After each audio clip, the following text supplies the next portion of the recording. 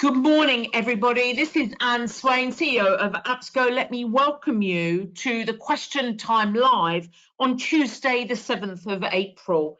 It's been an interesting week already, and it's only Tuesday, with our Prime Minister spending the night in intensive care.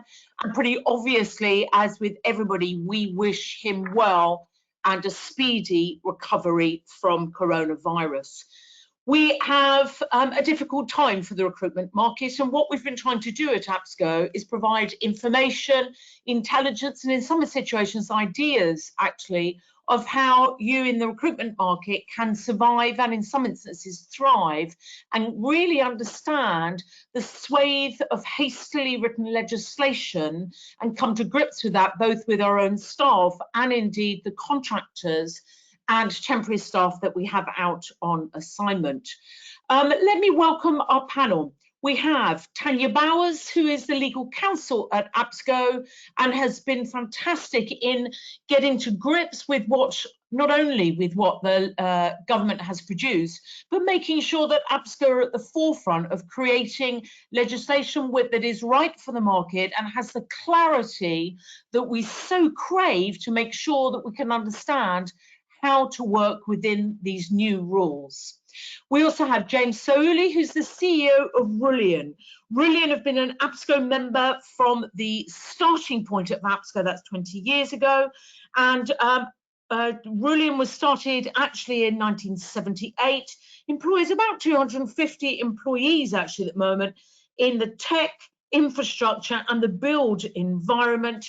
It's a family-run business, and James has been running it since 2017. Welcome, James, and thank you for coming in. We also have Damian Webb, who is a partner and a specialist in SMEs, stakeholder reserves and enhancing value of businesses, and advises on debt management in a restructuring environment, and so will be very useful, I would say, with regard to the market now. RSM is a well-known accountancy firm established in 1988, originally as the name of Baker Tilly, and has been RSM for a number of years, and again, an APSCo member for a very long period of time. Damian, thank you very much. I know that also you run a webinar for us on debt management, and I do understand we have a number of questions on that, so I appreciate, again, you giving us the time. Why don't I kick off, and let's get on with some direct questions from our audience out there. The first question, does any of the panel know how, if to reclaim on the government portal that it's being written, is likely to be a bulk reclaim or person by person? Actually, Damian, do you have any idea with regard to that? So there's the bulk claim or for the furlough scheme, sorry. Is it a bulk claim scenario? I'm assuming it's the government portal, probably with a furlough scheme, actually, it doesn't say here. But is it a bulk claim, or do we do that person by person? Any ideas, or should you've got to, per my understanding, you've got to name the individuals you're going to furlough. The rules are actually very strict on the furlough scheme. And essentially, you have to be very careful about what you do and make sure that you meet the rules. But you have to name that individual to then get the repayment from the government. The key thing as well with the furlough scheme is you've got to ensure that that individual is being furloughed legitimately on the basis that they will be re-engaged or re-employed at a point in time in the future. If on the basis that individuals just be made redundant in the future, there's a danger HMRC could claim against you for that amount. So you have to make sure you do follow the furlough rules. Otherwise, HMRC may look to reclaim that balance from you. But I think it's probably Tania probably knows the details of the actual individual portal. Yeah, let me come over to Tania. So we think it's a person by person claim, but can you do that in one go, or do you need to keep visiting the portal to claim? Tania? Well, I'm lucky enough to have a copy of the guidance, which was updated on the 4th of April in front of me. That's available on the Coronavirus Hub, and basically that's all that's really out there at the moment. To make a claim, it says you will need your e-pay reference number, the number of employees being furloughed, the claim period, start and end date, amount claimed as a whole, I think, per the minimum length of furloughing of 3 consecutive weeks, and then bank account number, sort code, contact name, phone number. You'll need to calculate the amounts you're claiming. You make the claim using the amounts in your payroll, either shortly before or during running payroll. The initial claim can be backdated until the 1st of March, but it depends when you put your workers on furlough. I know a lot of recruiters did it on the 1st of April. And you do need to pay the workers' wages, the reduced amount within your payroll. HMRC won't make any adjustments.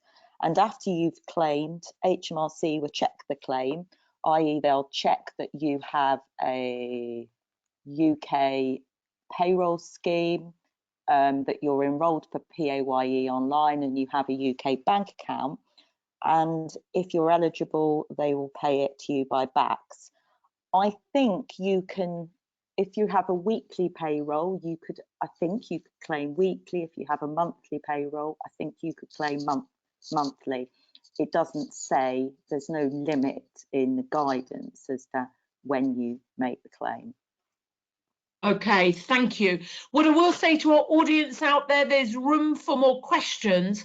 Do get your questions in early. We tend to run out of time by the end of this, and then you're going to kick yourself that you hadn't asked the question.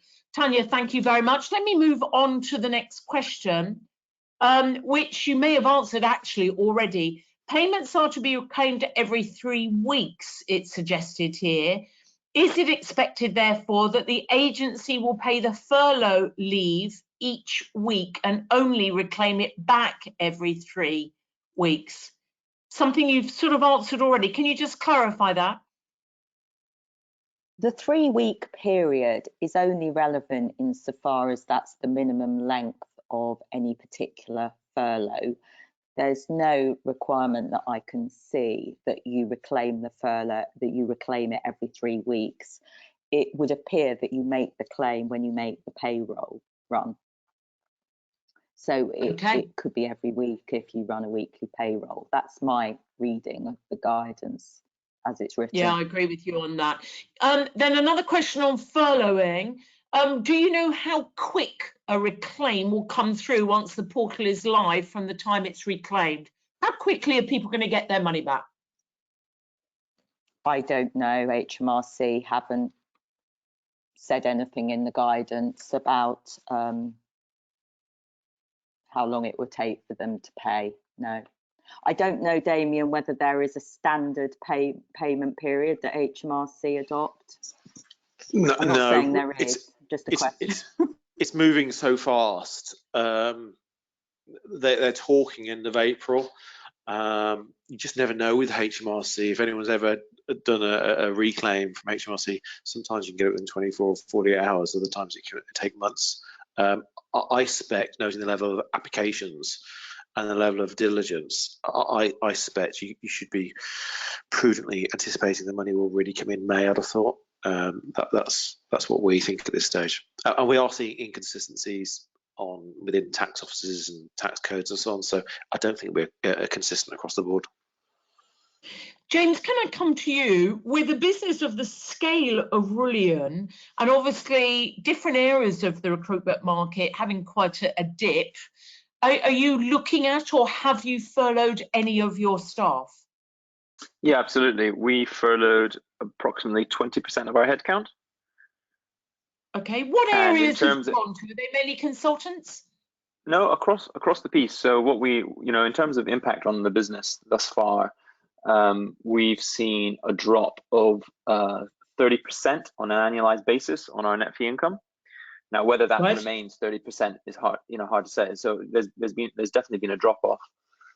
In terms of the sectors that have been most impacted for Rullion, construction is the one area which has really contracted because most sites have been closed down completely.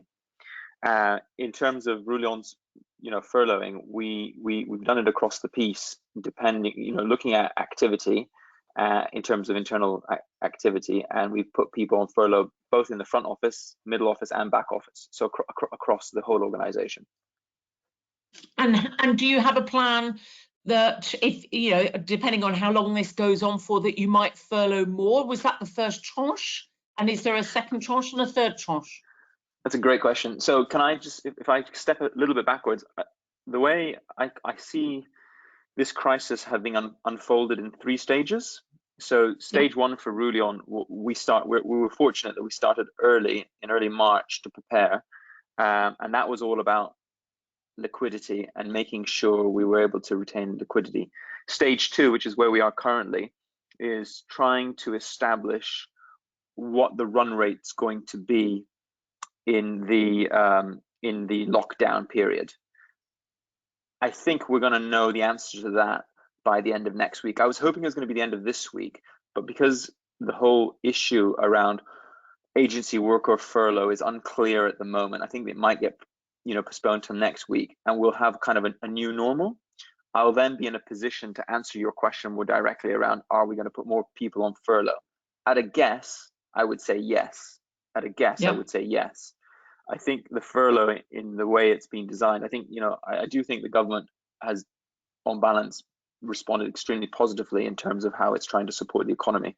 And the furlough, given that it's for 3 weeks, does offer an element of flexibility. So you can put people on furlough and then bring them back if you see that actually you over-egged it. And then just to finish my and then stage 3 for me, which we're not at yet, will be once we come out of lockdown, which at a guess I'm estimating will be June, July.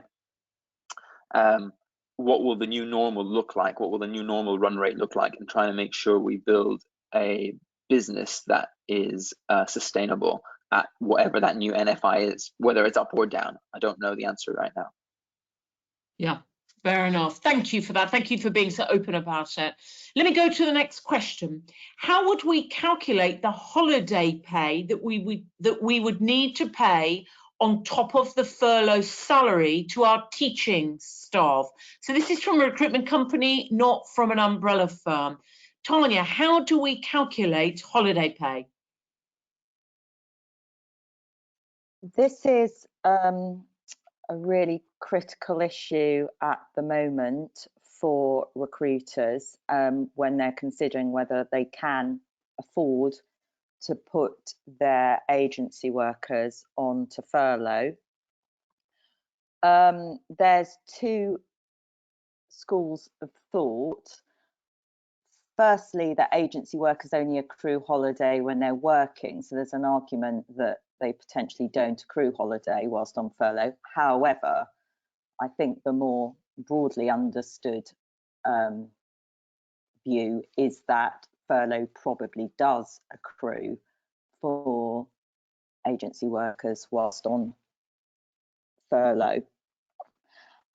But this is something we're really pushing for clarity with government at the moment, because this isn't going to be covered by the grant. Holiday costs can't be covered by the grant, and therefore this is an actual additional cost to recruiters that you're unlikely to get back from clients or anyone else.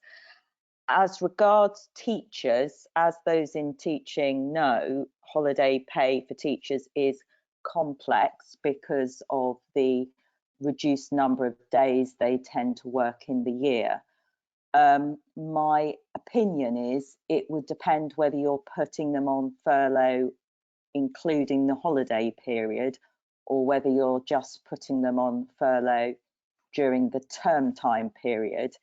If it's term time, then, and this is my opinion, then it would be, you'd calculate it as you normally would during a term time assignment.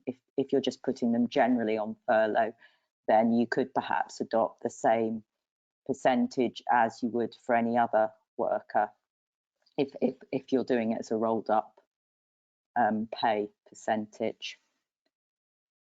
Sorry, Tania, that's quite a complicated answer for a difficult question. It's quite complicated, especially in that education market.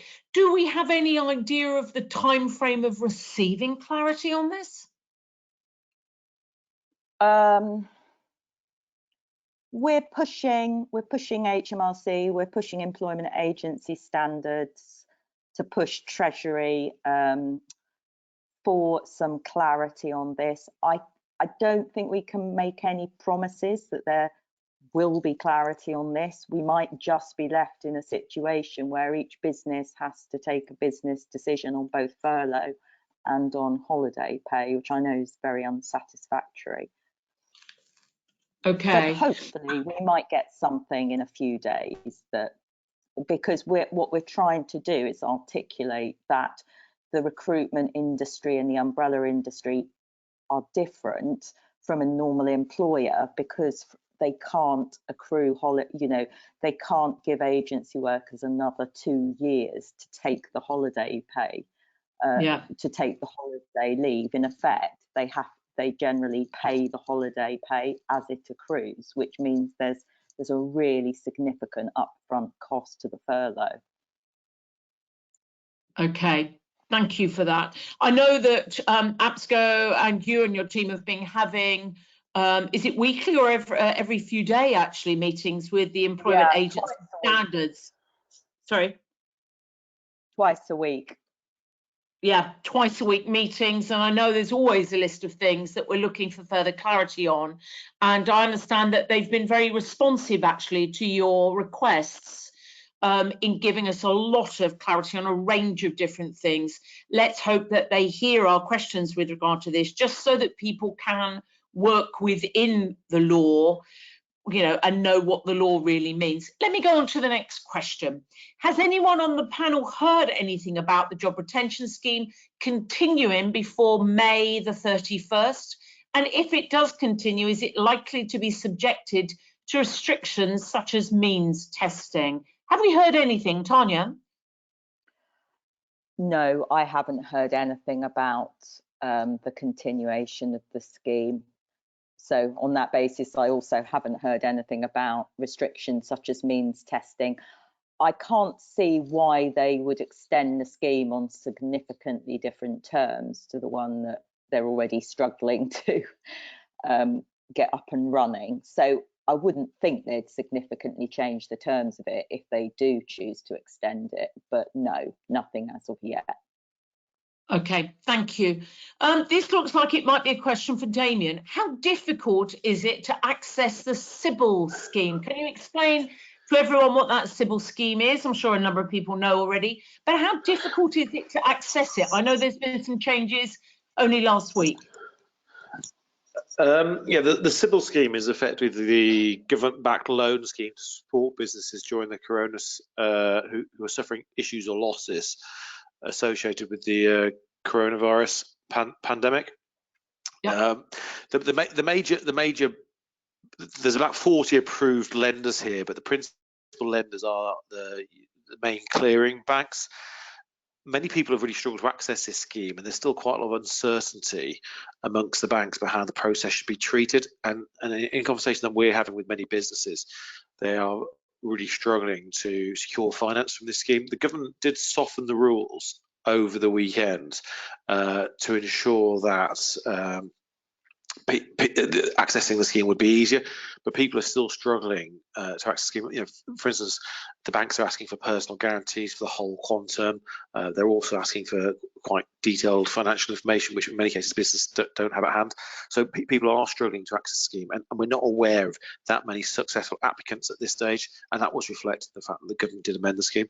I think the key thing in terms of any application is the banks are very busy. They are being overwhelmed by applications. I think the best thing to do is to make sure your application's in a decent format when you make the application, so you've got a decent message within it, and it's also supported with decent financial information such as integrated financial model, cash flows, this sort of thing, because the banks are treating this as a standard credit. It's not a grant, and therefore you need to make sure the application itself is robust.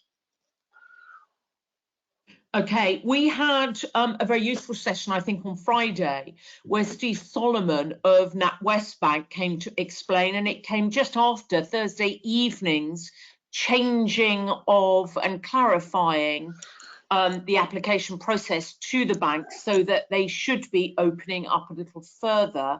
I was hoping to hear that things have become much easier. Damian, did you say you're still finding that businesses are not getting much access to that money that they need?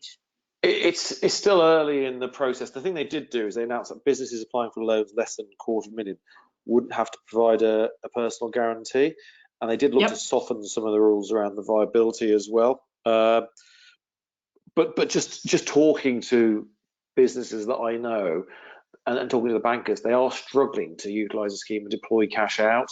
And in typical at the banks, they've got a diagram of how they access the applications, and typically they are, before they put you onto the government scheme, they are trying to see if there's any other banking options for you. So I think it's a wait and see, and I think it's if you do put an application in, it's keep pushing the banks for more information. But I saw an application yesterday which was for a viable business, and the bank asked for a full PG of 2 million on a 2 million loan from the key director and shareholder, which he thought was unreasonable in that, so he was going to reject it, and the outcome for that will be that the business may go to administration.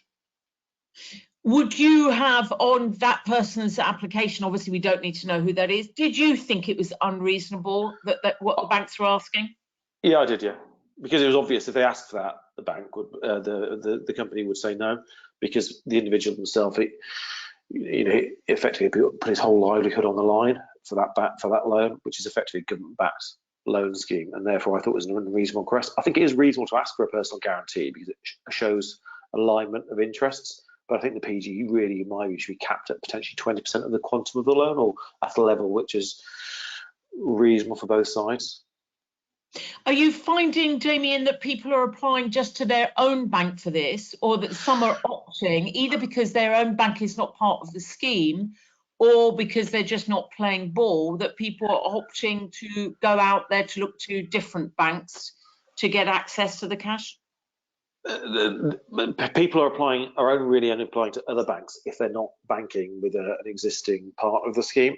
Most of the banks currently are only accepting applications from existing customers, not from new customers. So therefore, if you are looking to approach another lender, you may struggle, because the banks themselves are only processing their existing client requests or customer requests. So it is difficult. There are a few other parties out there that are newer lenders who will process applications, but a number of those providers withdrew from the scheme when the government announced that personal guarantees for loans less than $250,000 wouldn't be sanctioned. Yeah, fair enough. Okay, let me go to another question, and I'm going to come to James purely to ask what he's doing within Rullion on this. The question actually is, how should I look to manage my cash in the current scenario, and what do I prioritise? James, first I'm going to come to you, and then I will come to Damian. You said in the first stage of your plan with regard to the coronavirus scenario that you looked at managing cash. What are the things that you did? Okay, so Rullion, for context, is a high volume, low margin business.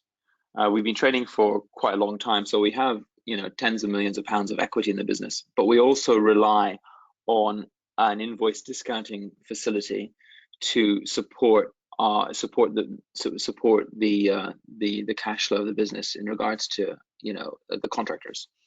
In early March, when we started really in earnest thinking about different scenarios, stress testing the business, it became very apparent that under certain very realistic, and in fact they're panning out, under very realistic scenarios, we would be in breach of some of our covenants with our bank, and that was concerning because in theory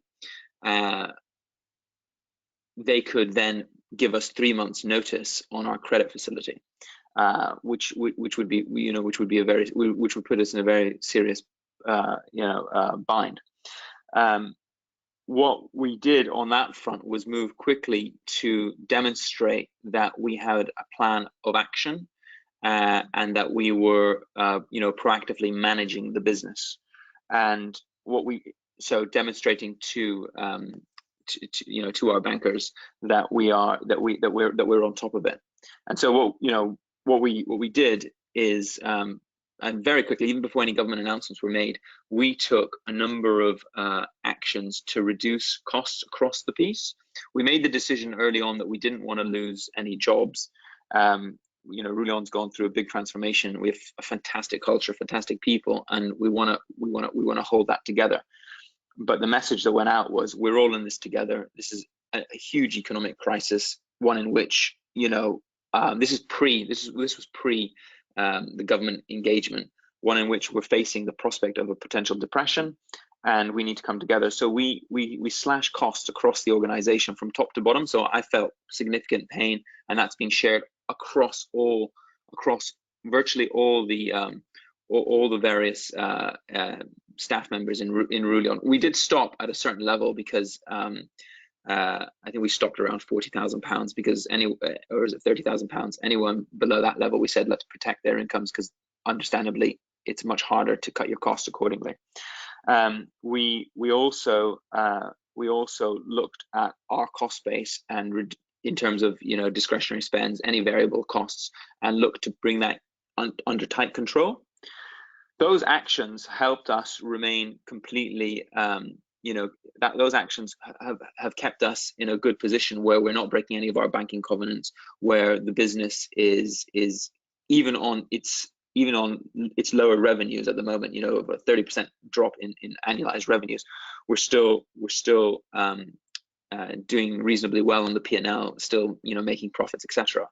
The landscape has actually changed quite a bit now, because when we started that process, it was just very early stages. Now we're in a context where government is putting a lot of pressure on banks and various providers to try to keep the economy propped up.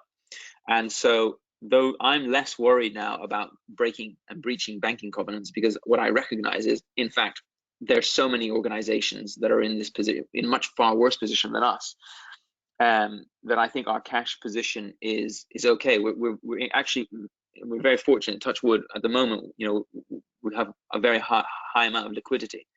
That being said, without question, Rullion will explore the large business interruption loan scheme. We will definitely explore it.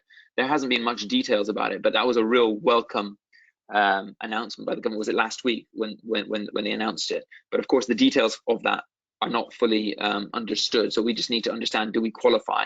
And we will exhaust that avenue to give us a backup option in case things do get, you know, tense with our bankers. Does that help? Yeah, it does. Well done planning so early. Damian, if I come on to you, what should other businesses be doing? Some of which has been a knee-jerk reaction straight away, but particularly the smaller business or the bigger businesses that aren't finding themselves to have much cash to play with. What should they be prioritising? It's very difficult in these scenarios. It depends on the nature of the business. Obviously, the government has stepped in with the furlough scheme to mitigate a lot of businesses' key costs, obviously the personnel costs. I think the key thing around prioritising is, firstly, working out actually how much cash have you got, what sort of timeframes are you working towards with that cash. So I think really what you need to do is do some sensitivities on cash flows. And the thing that we always recommend is effectively a 13-week cash flow, and potentially extend the cash flow for 12, 18 months to show effectively what happens with the cash under various scenarios. So it could be that, for instance, that you pay your staff their full contracted wages throughout the period of the furlough. It could be that potentially you discount those back in some way, or you pay suppliers to terms. But I think the key thing is to understand exactly what your cash burn is during that period of time, and then what steps you can take to mitigate that. You know, if you fundamentally have got no cash, and you fundamentally got a very short runway to protect yourself, so therefore, really, in all honesty, if you've got minimal cash, you can't afford to pay anyone. If you have got a reasonable amount of cash, what you should really be looking to do is prolong your ability to make decisions, and therefore you should really prioritize who you pay. And then really the only people you should really be paying in those scenarios are those individuals who generate economic wealth for you in some way or form. So if you've got, for instance, some contractors, or you've got some personnel who are working and you're generating money from that, you should continue to pay them in some way or form. Otherwise, really, you'd focus on managing cash flows in quite a detailed fashion to effectively give yourself time these government benefits to kick in, and also for the lockdown to be removed, whereby you can generate cash. So it depends on each person's the key drivers in the business, but really you should be focused on preserving as much cash as you can. But again, you know, the danger in this scenario is that nobody pays anybody, so everyone's in exactly the same issue, and you undermine the whole trading environment. So I think you have to look at what you can or can't afford. You know, if you have got cash, I think that people are doing this. Some people have got cash and they're husbanding cash, which has been detrimental to other businesses, and they're actually using that as a negotiating tool. I personally wouldn't. I don't believe that's reasonable, but I think that there is a lot of sense in managing cash flows, because, you know, when will this lockdown period end? I don't know, but it could be June, with then potentially low uptick in activity to September, and so therefore you have to manage your cash flows to get through this period of time. Yeah, I've got the next question, which I think is worded slightly weirdly. It says suppliers are not paying. What do I do? I suspect they mean clients are not paying. What do I do? Hello? Yes. Can you hear me? It's James. Yes. I don't know if it was mentioned by Damian. One thing that we've also done to try to improve cash flow, and I'm sure everyone's done this, but would be, you know, looking at the VAT deferment scheme, because that was a significant, you know, gain for us, and equally, you know, deferring tax payment as well. You may have mentioned it, Damian. Apologies if you did. No, I didn't talk specifically around that. I think it's, you know, in terms of actual easy wins, which you may be aware of. Obviously, you don't have to pay VAT that was due in this quarter. Also, in practice, HMRC, if you don't make any form of HMRC payments over the next 3 months, they've stated they won't take any action against businesses in the interim. And thereafter, what they've indicated in conversation with senior inspectors is that if you approach them after 3 months, let's say July time, they will give you a very sensible time to pay agreement. So you can immediately, if you go down your P&L, work out who you can defer. So HMRC can be deferred. Landlords can't take any forfeiture action at the moment, and many landlords are being amenable to paying rent rather than a quarterly basis to monthly basis, and you can actually defer and get rent holidays with landlords. Obviously, then you also got the furlough scheme for individuals as well. So there are some very practical tools you can take around your payments to manage that position, and also looking at creditors with suppliers, seeing who's critical and non-critical. And the point I made was, you know, a supplier is critical really if there's an economic benefit of supplying them, i.e. if they're going to provide you with a service in the future, or they're going to provide you something where you get an economic benefit. If they're non-critical, you potentially look at deferring them in some way or form.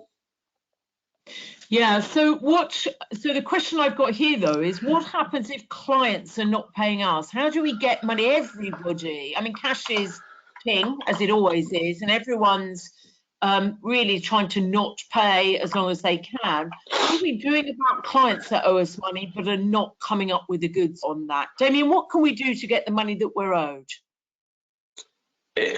It's a difficult one at the moment, because many people will be pleading poverty for exactly the same reasons that you are. I think really it's all about negotiation, and in many scenarios it's understanding the nature of that company. If it's a public sector organisation or it's deriving money from the public sector, there's no reason at all they shouldn't be paying its terms. I think that's a key point. So the public sector, there's been clear government announcements, and also there's been a clear political edict that public sector organisations and people who benefit from the public purse should be paid its terms. So in that scenario, I think you should be relatively aggressive in looking to collect money from those individuals, and usually it comes down probably to non-payment due to the fact that probably their staff aren't in the office and they're furloughed, but there's no reason why remotely they shouldn't be able to access those payments and make those payments.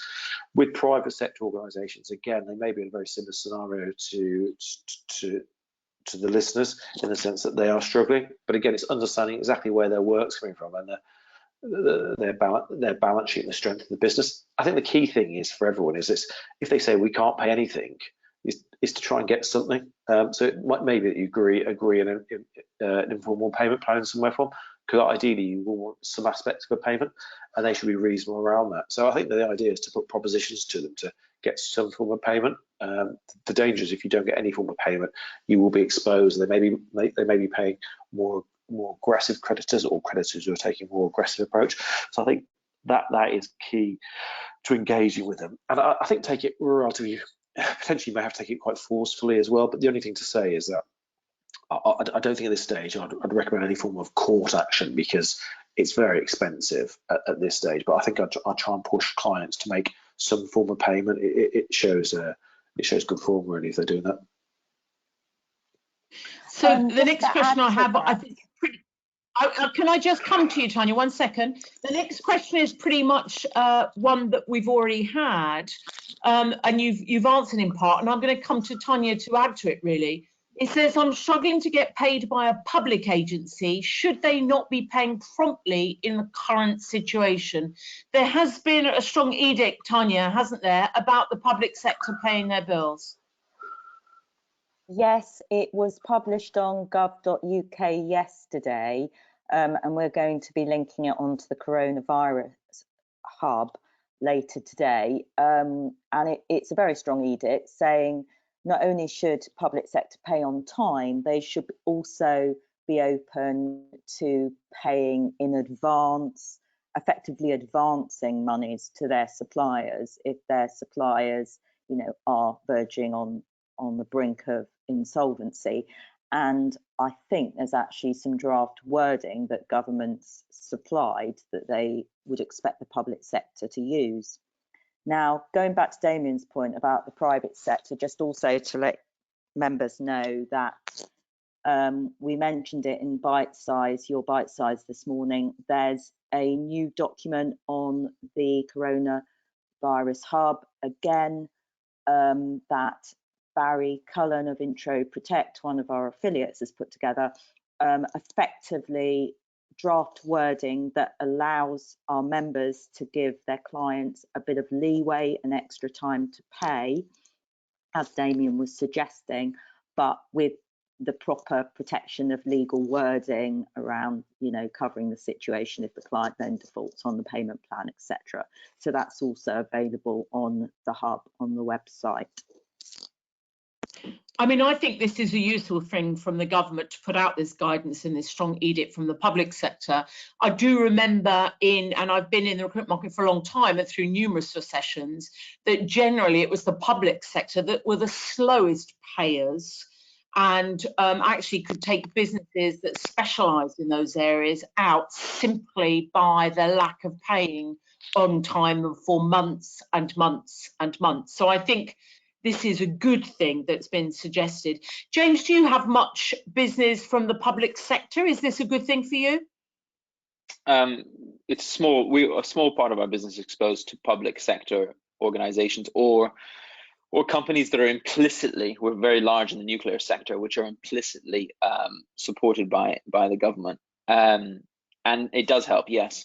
I think 2 points that I'd add to this is, no matter what kind of relationships you have with your customers, the bigger they are, I suppose, the more you can try to leverage being good corporate citizens, in that if everyone holds back cash, it doesn't do anyone any good. It doesn't do anyone any favors, and the economy goes down into a tailspin, which is what the government's trying to prevent, and it's trying to maybe leverage that moral pressure. And then the second is, where you do have strong customer relationships, it's trying to leverage those and help them understand that, if you want us to come out of this in a strong position to be able to continue to service you to the standards that you're used to, then you need to support us by paying us on time. And we have, used both those arguments, and actually, effectively in many cases. Because reminding everyone that they have a moral obligation, particularly if they are semi-public, public sector backed, but also just trying to leverage good relationships. In both cases, we've seen some success, so that might help some of the listeners as well.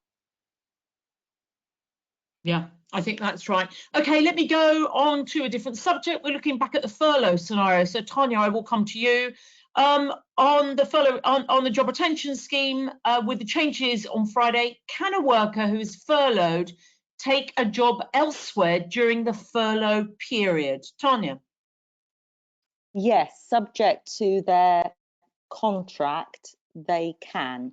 So often in an employment contract. It certainly prohibits you working for competitors, or you might have to get the employer's permission. That's how we've drafted the variation agreement that's on the website.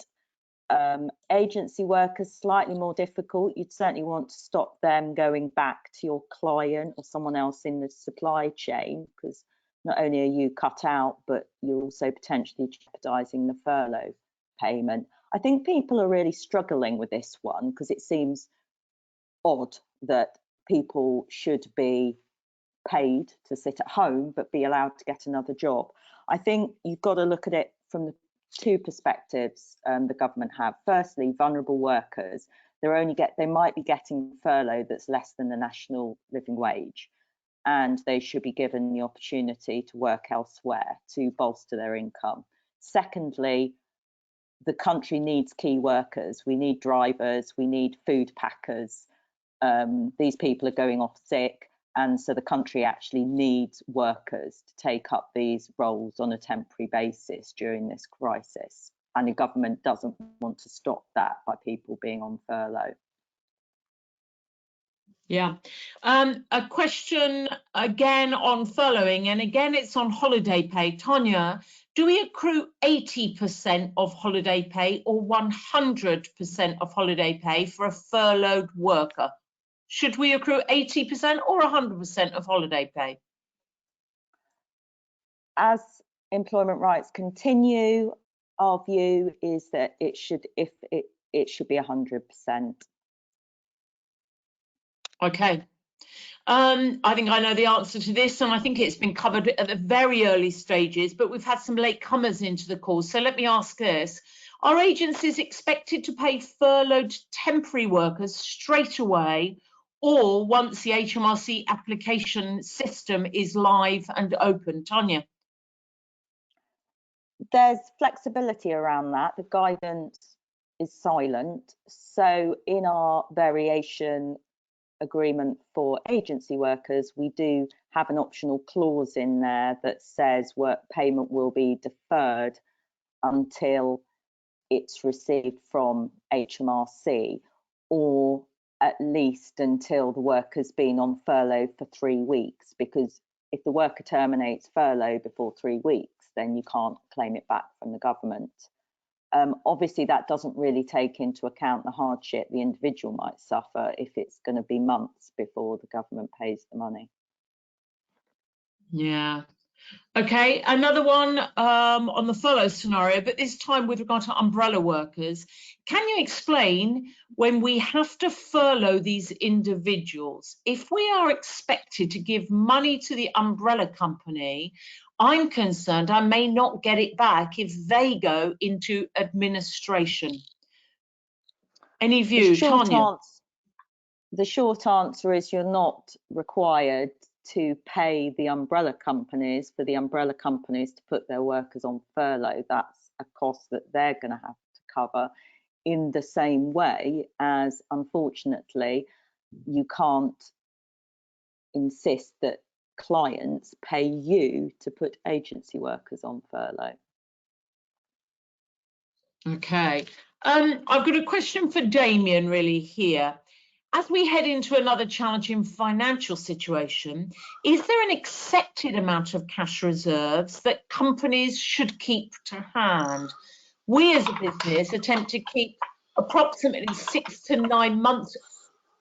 Some crunching going on in the background. Okay, we attempt to keep 6 to 9 months of cash in the bank that will keep the company in place even if fees drop to zero. Are we keeping, is that just too much? What would be the best percentage of money to keep in cash reserves? Damian? There's no right or wrong on the level of cash reserves you maintain within the business. You know, that's really for the interest of the shareholders. I think obviously what this current process is illustrating is you potentially looking at between a 3 to 6 month period where effectively going to be very, very flat. So I think you're fundamentally going to need between 3 to 6 months worth of reserves to get through this, which is going to present a significant issue for many businesses, which is why the the government loan scheme has been put into place. So I think 9 months is very conservative and prudent. But again, I think you need to again look at the cash burn, see if you can preserve that or make that longer, and also see what other options are available around extending that, i.e. potentially making an application by the CBIL scheme, because I think in this scenario it just shows that having increased liquidity is better than not. So it's one of those questions that's probably a bit late in retrospect, because many businesses they've got their current cash position and that is it. But 9 months seems sensible and prudent. But I believe many businesses it's probably more like 3 to 6 months. Okay, thank you. Here's a good question. I made 2 people redundant on 17th of March. Last week, I went back to them and put them on furlough. Are you saying that I cannot legitimately claim their furlough back? There will be no role for them at the end of this. Tania, can someone have it both ways, with furlough and redundancy? Tania? Sorry, I was on mute. Well, looking at the guidance, it says very clearly if you made employees redundant on or after 28th February, you can re-employ them, put them on furlough and claim for their wages through the scheme. Fine. You obviously thought they were redundant when you made them redundant, otherwise you wouldn't have done it. So I don't think that's a worry. The point is, at the moment, you don't know 100% that you won't have a job for them when the scheme ends. What the guidance says is when the government ends the scheme, you must make a decision, depending on your circumstances, as to whether employees can return to their duties. If not, it may be necessary to consider termination of employment, redundancy. So no, I don't think it's an issue for you. Okay, good. I'm sure someone is going to be very pleased to hear it. Here is one that I know the answer to, but let me get... Sorry, this is Damian just jumping in there. I'm not go for it, Damian. saying necessarily that I disagree with Tania's view on that, but I do think you need to be careful on that point. We've looked at this as a potential administrators of businesses, and there is somewhere within the guidance effectively that it's anticipated that there will be roles in the future, and there's an aspect of protecting the position of HMRC. And we have concerns as administrators, for instance, that if we engage staff who will be made redundant in the future, the business is not viable, that HMRC may reject or make retrospective claims on those amounts. So I would be very careful. If you know a role is redundant, it always was going to be redundant, and they're going to be made redundant at the end of the process, I think to put them on the furlough scheme, I personally think it is a slightly higher risk strategy. That's my personal view. Tania, do you agree it's doable but a pretty high risk? The guidance separates out the duties of administrators, and the relevant sentence is particularly in respect of administrators. So, however, we would expect an administrator would only access the scheme if there is a reasonable likelihood of rehiring the workers. For instance, this could be as a result of an administration and pursuit of a sale of the business. So all we have is the guidance. I think Damian's right to exercise a level of caution, particularly if you know, but all we basically have is the guidance.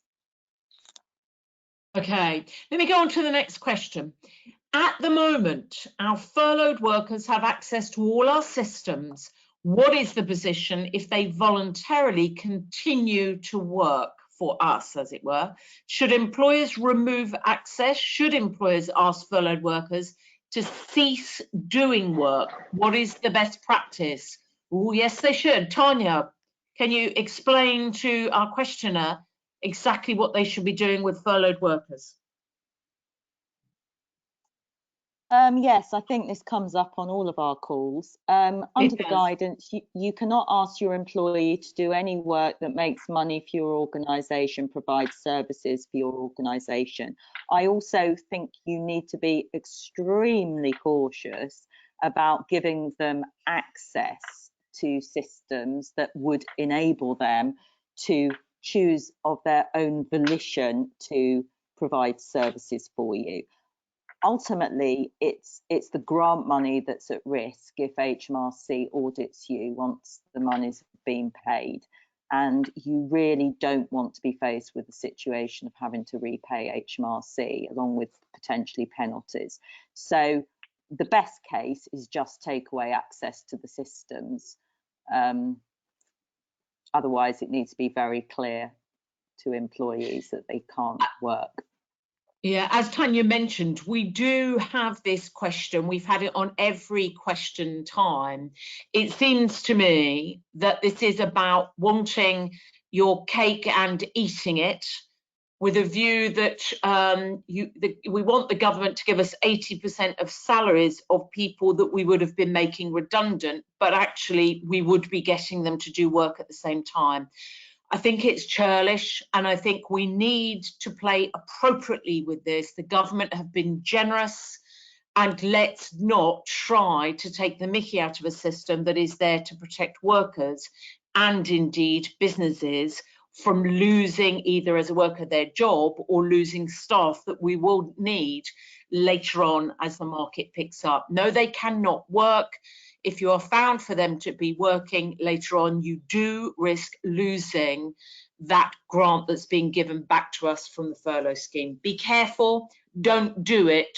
Think about how you would feel if somebody were trying to do that to you. Let's go to the next question.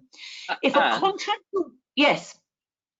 If I may, I'm just going to, add a practical, what we've done in that scenario, because I agree 120% with the sentiment that the government is being ridiculously generous with us and have asked us not to take the mickey, so we shouldn't take the mickey. However, we have opted to allow people access to some of the systems from a communication perspective. We're quite worried about the 20% that have gone on furlough. First of all, we want them to know that they're still very much part of the team and that they shouldn't be felt like they're being made redundant. And a lot of them felt pretty guilty about going on a furlough. We worry about their mental health, and we've been encouraging community activities, engagement, etc. So to retain that, some of the we're an Office 365 organization, and so we use Yammer, which is a bit like a Facebook for work. We took the position to utilize that in order to keep engagement and keep that community feel, but with very strong guidelines across the whole organization that under no circumstances should people be taking up work. Yeah, and I think that's the strong message. So again, there's WhatsApp, there's all sorts of things, and it's absolutely best practice to keep your staff in some way as though they're on a maternity leave scenario, not to be giving them work to do or for them to take work on voluntarily, but to keep them involved in the business. That may not be even, whether it's their personal, whether it's work email addresses, and some business can go through, and some communication can go through their personal emails or WhatsApp groups or Yammer or whatever. But let's be careful that people cannot work. What they can do, which has been clarified, is undertake training programs. And you will hear something from APSCo where we will be looking at giving away free of charge training programs that people can do at home and utilize their time whilst not providing work for the business they're in. But that could be a useful thing to do. Let me come on to the next question. We're coming toward the end, actually. If a contractor works through an umbrella and has to self-isolate for COVID-19 reasons, are the umbrella legally liable to pay statutory sick pay from the first day? Yes or no, Tania, to that question, and then I'll read the next bit of the question. Yes. You're mute, Tania. Okay, great. Let me ask the so. second bit of the question. Okay, good. Also, I understand that no doctor's note is required for the first 7 days. Is that right? You can self-certify. You still need to supply a form. You can download and fill it in on, I think it's something like NHS 111. But you do need to submit a form. It just doesn't need to come from a doctor. Okay, so it's a self-certification, because we have had umbrellas demanding sick notes, which I believe is not in the spirit of the rules. Would you advise umbrella companies to not ask for sick notes for that first 7-day period? Tania?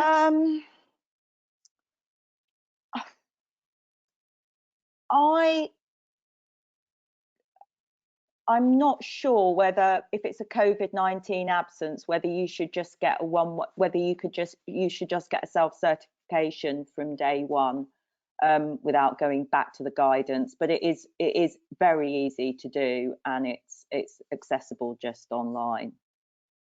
Okay. Next question. When exercising furlough on a client's behalf for PAYE contractors, what is the advice or the path that others are taking on maintaining margin? I'm going to finish the question, but James, I'm going to come to you on this. We still need the operational part of the business to process these payments, etc. And also based on the potential need to bear holiday pay accrued costs, this may be a suitable path. Are Rullion still getting margins, maintaining some kind of margin on the PAYE contractors that they have? Yeah, what are you doing at Rullion? Yeah, so this is a great question, and it's the one that is causing me the most concern. I think we'll have bottomed out the answer within the next 2 weeks in terms of how people react. Our view is quite clear. We need to maintain operations, and we still incur cost during this period of furlough, and so our expectation is that margin will be paid in full across the entire population of anyone that's put on furlough. It then moves into a conversation with our clients, and different clients take a different view, and it kind of goes back to those two earlier points that I made around clients being good corporate citizens, in that what we're trying to do here as a society is deal with a pandemic and trying to cause the least amount of collateral damage, so that once we get through it, we can all go back to business as usual. To ensure that that happens, everyone needs to play their part. And then the second thing that we're utilizing is we're leveraging good relationships.